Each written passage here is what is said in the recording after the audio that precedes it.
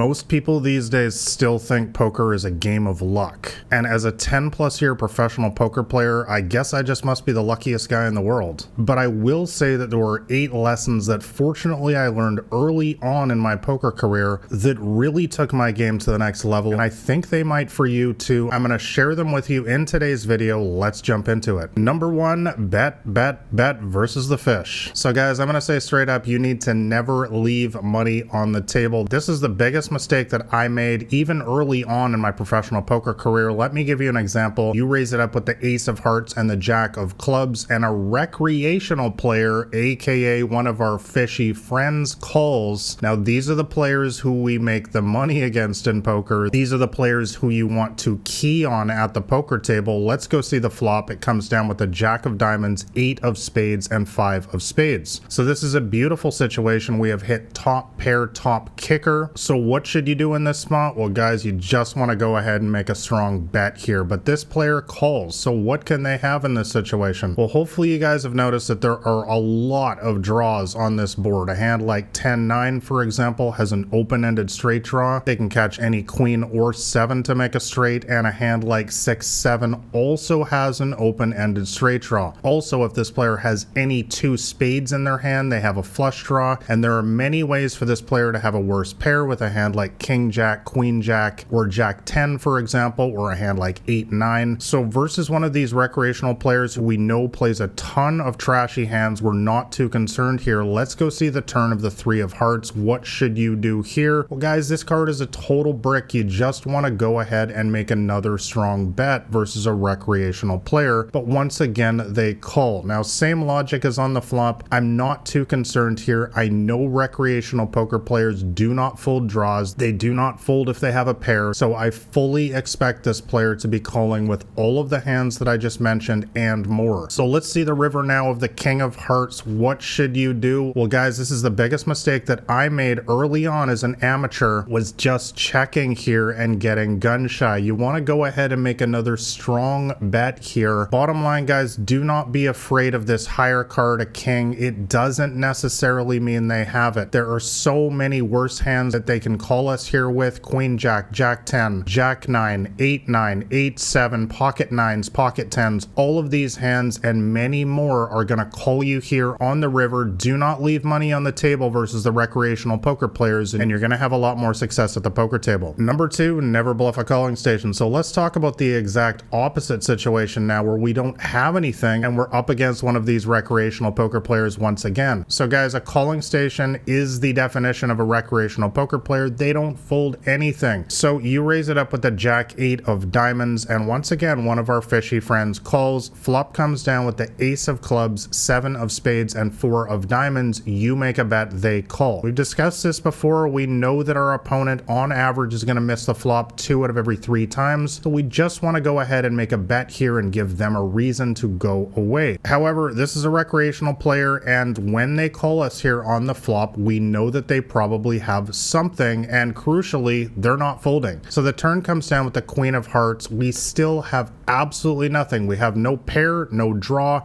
nothing. So what should you do in a spot like this? Guys, you just want to check fold. Do not try to bluff a player who is never going to fold a hand here. This is one of the biggest lessons that took my game to the next level, and it's one of the hardest lessons I had to learn. Never bluff the calling stations at the poker table. Number 3, check raise your monsters. So guys, when you hit a set in the blinds, and by the way, a set is 3 of a kind, and I'll give you an example in a sec here, you want to check raise instead of slow playing. And slow playing in poker is when you just check and you get tricky. I'm going to tell you why this is such a big mistake in just a moment here. So you call in the blinds with pocket 6s, the 6 of hearts and the 6 of diamonds, and the flop comes down bingo for us, the ace of diamonds, 6 of spades, and the 5 of hearts. So guys, you have had a set here, also called 3 of a kind. This is an incredibly powerful and well hidden hand, and being in the blinds, we need to act first. So what you want to do here is you want to check and give an aggressive player an opportunity to make a bet, and then you want to make a big raise. What this is going to do is trap the maximum amount of money in the pot when you are a massive overwhelming favorite. Guys, bottom line, if you want to win big pots in poker, you have to build them. By the way, this is something that I talk about in extensive detail in my Elite Poker Training University, 17 plus hours of advanced poker lessons, hundreds and hundreds of example hands just like this, walking you step by step through the strategies that I have used as a 10 plus year professional poker player. I have just opened up enrollment. I'll leave a link to enroll in the description below. But let's move on to number 4, don't miss value bets. All right, guys, so missing river value bets is one of the biggest reasons why beginners lose at poker, bar none. Now, a value bet in poker is when you make a bet with a strong belief that you probably have the best hand most of the time. You just want to get paid. So even missing 5 big blinds on the river as a bet is a total disaster. And the reason why is we need to remember that most people these days, even the biggest winners, are only winning at poker at around 5 big blinds per 100. So if you miss a 5 big blind value bet on the river, that's literally the difference between a break even and an elite winning poker player. Let me give you an example. You have the queen jack on the river. That's the queen of spades and the jack of diamonds. And let's skip all the way ahead to the river here. The board reads the king of diamonds, queen of hearts, 8 of clubs, 4 of clubs, and 3 of hearts. So we have second pair on this board with a reasonable kicker. Guys, versus any random fish, they're going to call here with so many hands that you beat. For example, a queen 10, a queen 9, an ace 8, a jack 8, a 10 8, a 9 8, an 8 7, an ace 4. Guys, I could go on and on for days. Do not miss your river value bets here. Just make a half pot bet. For example, there's $50 in the pot, just bet $25. Bottom line, do not miss these value bets on the river. This is absolutely crucial to your success. Number 5, stop playing trash. Seriously, guys, when I finally got this through my head, my results improved dramatically at the poker tables. I don't care if queen 4 of hearts is your favorite hand, your lucky hand. Believe me, it's hot garbage. Now let me give you some more trashy hands here that you need to just fold before the flop. Ace 3 offsuit. And by the way, when I say offsuit, I just mean 2 different suits. So ace 3 offsuit, king 9 offsuit, 7 4 offsuit, 8 5 offsuit, 9 6 offsuit. And by the way, it doesn't even matter with most of these hands. Even if they're suited, they're still junk. Guys, you want to stick to playing strong hands at the poker table. And if you don't know what those are, I have full charts and diagrams in my free poker cheat sheet. It tells you exactly what hands to play in all situations. Memorize the charts, stop guessing, start winning. I'll leave a link to grab that in the description below. It's totally free. You can read it in an afternoon. Number 6, make a flop continuation bet. So a C bet in poker is when you raise before the flop and then you bet on the flop. This is one of the absolute bread and butter strategies that I've used throughout my entire professional poker career, because you take control of the pot before the flop and then you lean on them on the flop. You give them a reason to fold when you have the betting lead, and it doesn't matter if you have anything or not, as we're going to discuss right now. So you raise it up with the ace of hearts and the king of spades and you get 1 color. Flop comes down with the 10 of clubs, 5 of diamonds, and 4 of hearts. So we have absolutely nothing on this board. We have no pair, no draw, but they check to us. Now, once again, we know that on average, a random hand is going to miss the flop 2 out of every 3 times. So it is not really that important what we have here. It's important what we know that they do not have, and that's a pair or a draw. Most of the time, they're sitting here just like us. They don't have anything. And crucially, what you guys need to understand is that ace king is the best nothing on this board. Ace king is the best unpaired hand on this board. So for example, even if they have a hand like ace queen or ace jack, we're still a strong statistical favorite versus that hand, because you need to always remember that poker is about making the best 5-card hand, and that is why ace king is significantly ahead of these hands. So what should you do in a spot like this? Guys, you just want to make a standard C bet, continuation bet of around 50% of the pot. So once again, for example, the pot's $10, just bet $5. Number 7, don't overplay pocket jacks.